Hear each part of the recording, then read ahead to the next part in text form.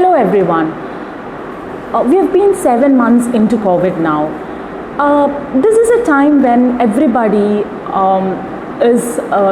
is compelled to go back to their homes, to their private spheres. For most of the people, this is a kind of a real homecoming. For most of the people who were actually shuttling between their workspaces and their family, do get enough time in the private spheres of their home. This is a kind of a real retreat for most of the people. Is this home a real retreat for everybody? Is this home a comfort space, a comfort sphere for everybody, especially for women and girls? Is it a safe haven, especially for women and girls when you have a range of violence happening inside the domestic spheres of their home? A home which is to be considered to be taken as something private, something where you find shelter, something where your heart. Is it a place, is it a safe haven for everybody, especially for girls, especially when you have in the recent news, we had the news about a father getting arrested for molesting his own girl child, and the mother also was a kind of a partner in crime, in the sense that she was a kind of a mute witness, a kind of a silent partner for these crimes. So home, the sheltered, the domestic sphere may not be always a safe place for everybody, especially for women and girls.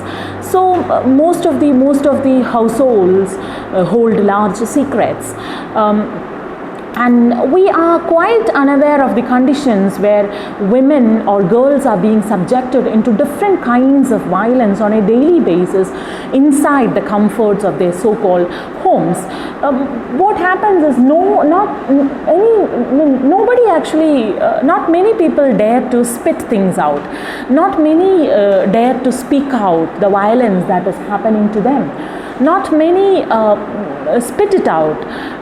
See, you have different ways of speaking out. One need to speak out what is happening in their home. If it is we do have different platforms where people speak out. People feel the need to speak out what is happening to them. You have in psychology, you have this sort of a talking therapy, where it's a sort of a therapy. It is therapeutic. It heals. Talking heals. Likewise, narration in any form, be it talking, be it writing, it heals. Narration heals. It helps you give vent to your suppressed self. It helps you to gain a new identity of your own. Speaking or narrating is a kind of a therapy. Many of the writers, especially those writers who focus on who write memoirs, focus on writing as a sort of a healing process, where they realize the need to speak out the violence that is meted out in a daily basis from childhood onwards. And speaking has always become a sort of a real therapy for these people, these writers or these women which helps them to regain a subjectivity of their own, where they would be able to overcome the trauma that they are into or they are facing throughout their life. And I would like to introduce that kind of a writer, a writer of Pakistani origin, Hannah Shah. Such kind of a writer, or that is what I felt after reading the book, after reading her memoir, The Imam's Daughter. She's a Pakistani writer who lives in Britain right now, but she is of Pakistani origin. And this particular book, The Imam's Daughter, is a sketch of her own life from childhood, which which shuttles between England and Pakistan. This book is a real page turner in the sense that the incidents described are things which would seem to be unbelievable. It is the portrayal or the narration, the narrative, the incidents which are described in this particular book would seem to be unbelievable, but then it is found even in our neighborhoods, like the example that I gave you before. Even in our neighborhoods we find these kinds of instances. The book is very simple in the sense that it has got a very simple language, so anybody who is new to reading would find it a good start.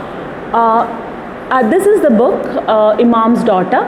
The full title is Imam's Daughter, My Desperate Flight to Freedom. It is a memoir by a 16-year-old Pakistani Muslim girl who manages to escape from the clutches of her incestuous pedophilic father, and later on converts herself to Christianity.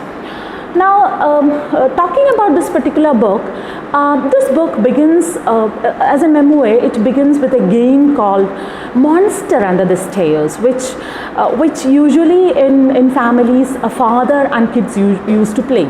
The father would be acting as a sort of monster, and the kids go out screaming. They go out screaming out, and they would hide. They would hide until the father, the monster, comes and catches them. That is how the game goes. The game is acting as a sort of a real metaphor for the whole story. If we find that the monster, which is after you, the monster father, turns out to be the real monster in the person's life, and the child in turn is Hannah, who becomes a helpless victim. Patriarchy always has the law of the father, and when the father is a religious person, especially the Imam, things become much worse. And what happens is all the kind of violence which is unleashed upon the family members, especially the mother. First of all, the violence by Imam. The Imam is actually a religious leader of a particular religious community, and this religious leader is supposed to uphold all the religious values, the pillars of Islam, and what happens is he is being considered as a sort of a person whom everybody should obey. But then when it comes to the privacy of their home, when it comes to the inside, the domestic sphere, he turns out to be a real monster. Mother in this particular household, when the father unleashes all kinds of violence against Hannah, also become a carrier of kind of dirty secrets of the big houses holding big secrets.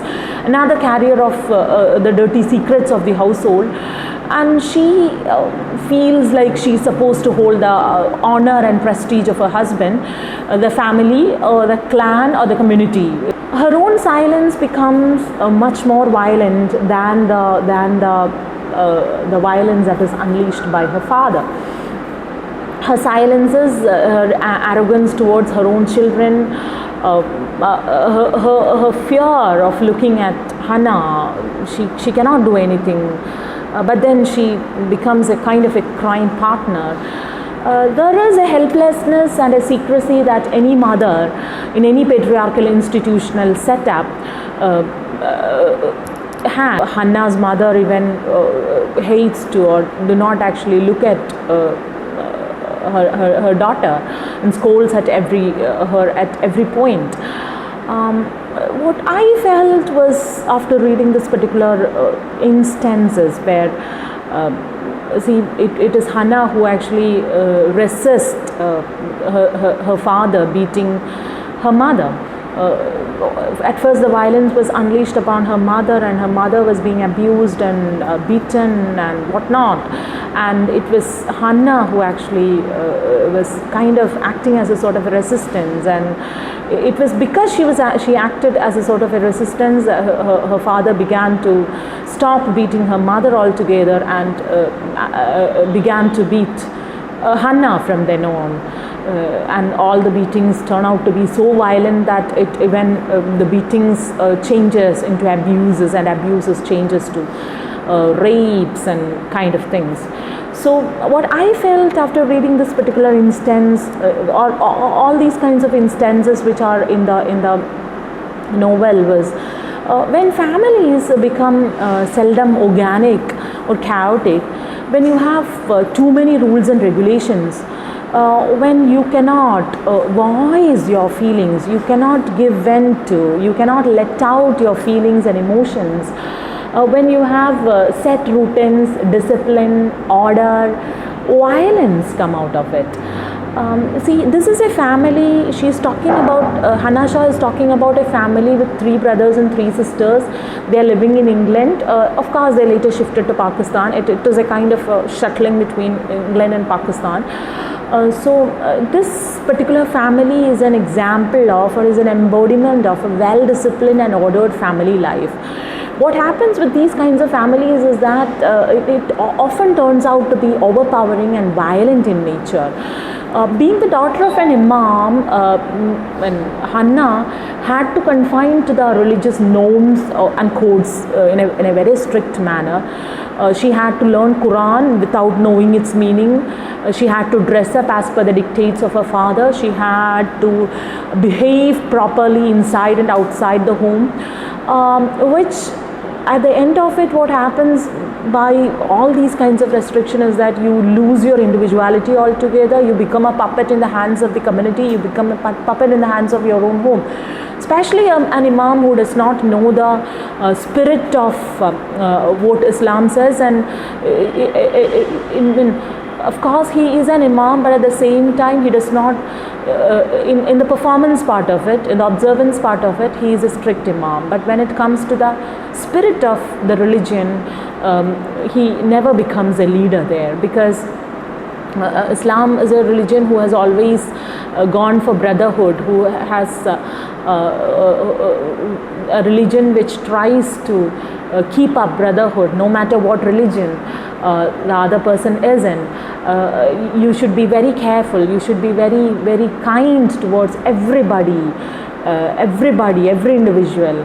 That is what the real Islam teaches. But then you have a very negative image of a spiritual leader here.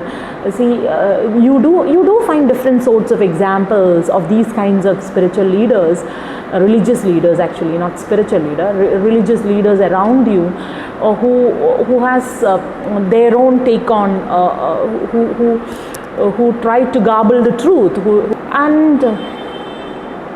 yeah, though Hannah and her mother wants to talk and get connected with other members of the other clan, other community, like especially you have a lot of talks about Christianity. And at the end of the whole novel, you see Christianity as a kind of a savior sort of a religion.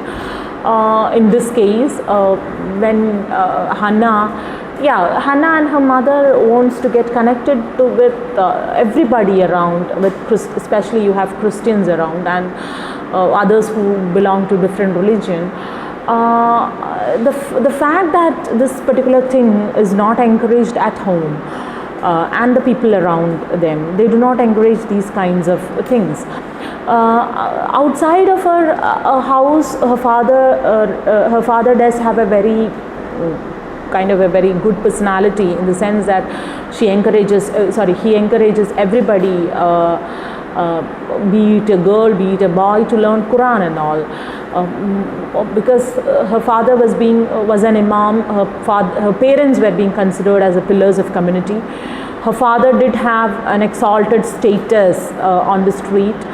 To outsiders around, he was so gentle, he was so sweet, he spoke almost in whisper, he smiled a lot, he was so kind of a spiritual, truly spiritual and peace-loving person. But then that's what people saw, and that is, people often tell her, see, you should be very proud of your father, what a lovely father you have, they would tell me. This is what Hannah says. But when it comes to the domestic sphere, what happens is Hannah does not see that kind of a father. Hannah always has seen the monster in her father. In private, he told me, I quote, in private, he told me that I was an evil, cursed girl. He said it was up to me to prove to him that I wasn't bad and useless and stupid and unworthy of Allah. The father, as I told you before, because of the resistance that he showed when he was beating her mother all the time, the father began to unleash all the violence against Hannah, because a girl is not supposed to resist, right? Especially a father being an Imam, the word of the father becomes the law of a whole community. You're not supposed to resist. You're not supposed to talk against. And if at all you talk against, you should be punished. And the mode of punishment, first of all, it was beating, and then it changed from beating and abuse into clear incestual and pedophilic sexual abuse. She was all the time being branded as a temptress, a worthless daughter. And according to the Imam, being ugly, being worthless, being temptress is something which should be punished. And she did not have any strength to resist that. He victimized his daughter and made her feel guilty for herself for doing all these things. And after suffering a lot of things, you have lots and lots of, I would want to really read some of the lines from this particular book, which is quite interesting, but at the same time, because I want to cut short the video, I see you have lots and lots of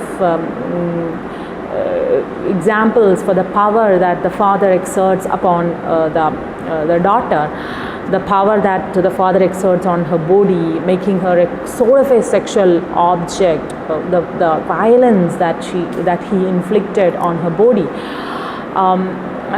Body as well as in her mind, which resulted in a kind of a trauma which she is not able to explain it. There was nobody to defend her. There was nobody. Her brothers did not defend her.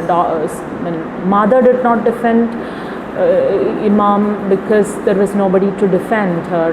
He became more and more aggressive and began to rape his daughter continuously. Rape was being considered as a sort of a punishment there. And she was not allowed to do anything at all. She was not allowed to watch TV. She was not allowed to even laugh. Laughing was a crime there. So this was a person who hated everything in the sense that he hated white people, he hated his own daughter, he hated everything around except his own selfish needs. So you have a memoir of a girl who had been abused from the age of 5 till the age of 16, and it was only after the age of 16 that, with the help of some teachers, she happened to escape the so-called clutches, the so-called confines of her abusive, toxic home. She escapes from the household and gets converted to Christianity. That was something which her father and her brothers couldn't accommodate. Conversion is something which they cannot accommodate. They couldn't actually take that in. And her father and her brothers came after her, told her to change her again, come back to their religion and kind of things, all kinds of horrors. See, but then at last she did not go back. She stayed there, and right now she is married and all. Of course, this is a kind of a very beautiful memoir where a very beautiful memoir which obviously talks about lots and lots of things, like you have domestic violence as an issue, thing being dealt there. You have the issues of brotherhood, the issues of inclusiveness, the issue of honor violence and honor killing. You have the domestic violence, the widening gulf between the spirit of the religion and the performance or observance of it. You have the formation of a self and identity of course, a very easy read and simple to follow, and I would recommend you guys to read this particular book and post your observations on the comment box below. And yeah, happy reading. Thank you.